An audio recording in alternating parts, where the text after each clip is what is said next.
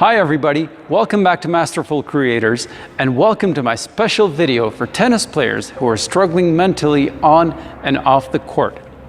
Now, I have played tennis as a junior and I have been coaching tennis for the last 10 years, and the pattern that I see in most players, including myself, is that almost all tennis players go through a mental struggle either on or off the court. Now, what this does is this mental struggle keeps you from reflecting your true potential onto the tennis court. And most of the times I hear lots of people, lots of players, lots of parents talking about how tennis is a mind game. It's a mental game. Yeah, that's true. But I don't see a lot of people taking any action on that. And the reason for that is we know that tennis is a mind game, but we don't know how to utilize our mind's power to allow us to reflect our true potential onto the tennis court. So we know the source of the problem, but we don't know the solution. The solution actually is just one word: focus. Focus is very, very important in tennis, also in life, but today's topic is tennis. Focus is the key word. What happens during a match? During a tennis match, you have tons and tons of situations. You could be in the lead, you could be just beginning the match, you could be trailing, you could be behind, you could be a set up, but you could be trailing in the second set. You could be in the third set, you could have won the second set, now in the third set, you're up 4-0, 5-1, you're almost there, and then you start to choke. You're unable to perform at your desired level of play. And then, after a few points, you start to believe that you will lose the match. What happens at those stages? What keeps you from playing at your best? Focus. So, focus is an easy word. It's pretty simple. It's a simple concept. But why do we have trouble focusing on the right things? Why do we have trouble focusing in general? Well, the first reason that we have trouble focusing is that we don't practice focus in our everyday lives. Now, think of an average day of anybody living today. Most of the times, you sit down to eat for lunch or breakfast, doesn't matter. Most of the times, most of the people don't just eat their food. They eat their food while they're checking their Instagram. They eat their food while they're watching TV or reading the newspaper. I don't know if anybody reads newspapers anymore. But every second of the day, nearly, we're doing more than one thing at a time. So you're practicing distraction. You're not practicing focus. So in your everyday life, if you're practicing distraction, then when you step on the court, whether it's practice or a match, it's very difficult to focus because you have no practice in focusing. Think of it this way. Think of a stroke that you have been practicing a lot. You have practiced it so much, it's become automatic now, for example, your forehand. Then even if you have a lot of nerves during a match, you probably won't have so much trouble with your stroke. So if you have enough practice of something, then the outside factors will affect you less and less. So what you need to do first of all is you need to learn how to focus. And the way to do that is to focus on one thing at a time. Do one thing at a time. Just eat your food, or read your book, or watch TV, or drive the car, but just do one thing at a time. Now that sounds very familiar. One thing at a time, 1 point at a time. That is very, very important in tennis. You need to play every point like it's a new match. Because even if you have won the world's most fantastic point, most difficult point, it's still 15 love. Or even if the opponent just hit the ball into the net, again, it's 15 love. That point is over. You need to now focus on the new point. Because if you take it point by point, then you will have more focus on that point itself. So if you focus on the outcome of that game or set or that match, then you will have less focus. You will have less energy to focus on what you need to do. But if you just focus on one point, if you keep it more simple, then you will have a better chance of using more energy for the things that you need to focus on. And this is very important in tennis. You cannot get stuck on the past or think too much about the future. You need to concentrate on the moment. You need to concentrate on each point. You need to play every single point as if it's a different new match. Then you have a chance to focus more strongly. So, what happens to a player if a player is leading with a comfortable difference? For example, if a player is like 4-1 up or 5-1 up, 5-2 up, and that player is almost done with the set, you see a lot of players losing that set from that point.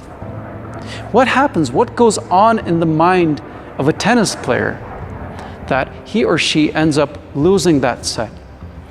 Well, the thing that mainly happens is, again, the change of focus.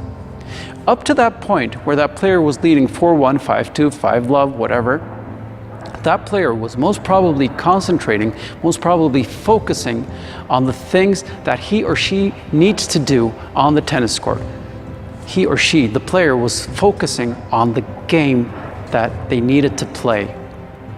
But when they come to 5-love, 5-1, 4-1, they start to focus on the outcome of that set or of that match. Now what happens is, if you have 100 units of energy in your hands, and if you were using 90 units of energy on focusing, then that's pretty good. But if you start to focus on the outcome of the match, then you start using like 30, 40, or 50 units on focusing on the outcome, and now you have 50, 60 units left in your hands to focus on the game.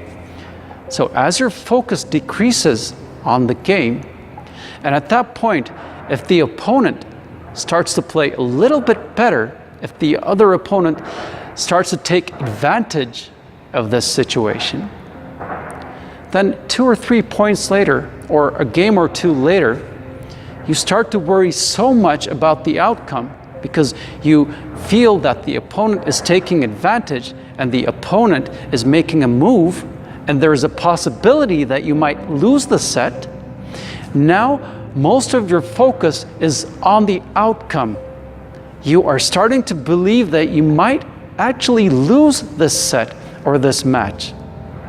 And now you have like 90 units of energy focusing on the outcome and 10 units of energy trying to focus on the play, but that is just not enough focus. So what happens is, after a game or two, you start to get worried, and that totally messes up your mind, and then your performance drops so much. And the opponent now has the momentum because he is not only playing better, but he's mentally in a better state than you are because he has momentum, and he ends up winning that set or that match. So what can we do to prevent this? Well, first of all, you need to understand that the life of a tennis player is very, very, very, very, very, very long.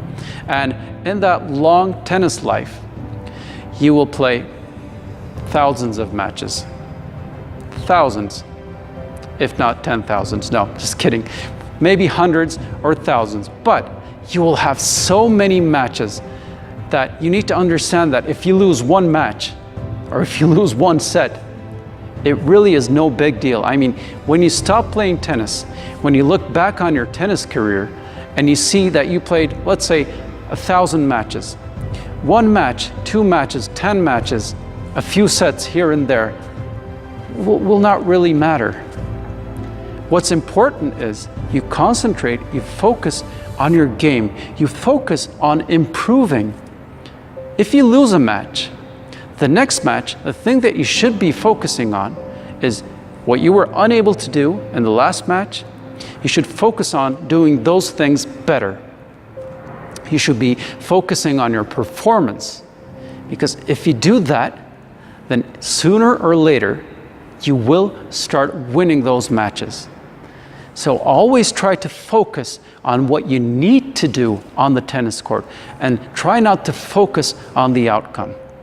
And one word of advice to the parents: please understand that your kid is the player on the court, not you guys. The kid, the junior player, is the player on the court. And if a player loses a match, he or she is the one who is mostly affected by it, not the parent, not the coach, because the player is the one who gets mostly affected by the situation. The player is the one who will experience the sadness or the happiness at the end.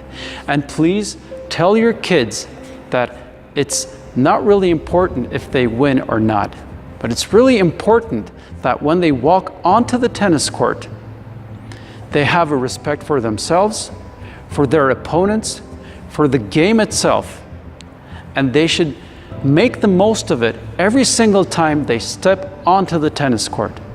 This could be practice, this could be a tournament match, this could be just stepping on the court to have some fun. All you need to do is try to make the most of it and focus on the right things if you want to take your tennis game to a new level. Now, there are thousands of situations going on in a tournament match, mental situations. We could go through a lot of mental situations, but remember, the main thing is focus. If from the beginning of a match until the end, you are able to focus on the right thing, which is what you need to be doing on the court that day, then you have the highest chance of performing close to your best or at your best. So please understand that you need to practice focus. If you want to be able to focus better, I would also recommend that you try and take up meditation. I have a video on meditation. You can watch that on my channel also. And meditation, if you do it properly and if you do it on a regular basis, will really help you focus better. It will help you get the skill of focus to a next level.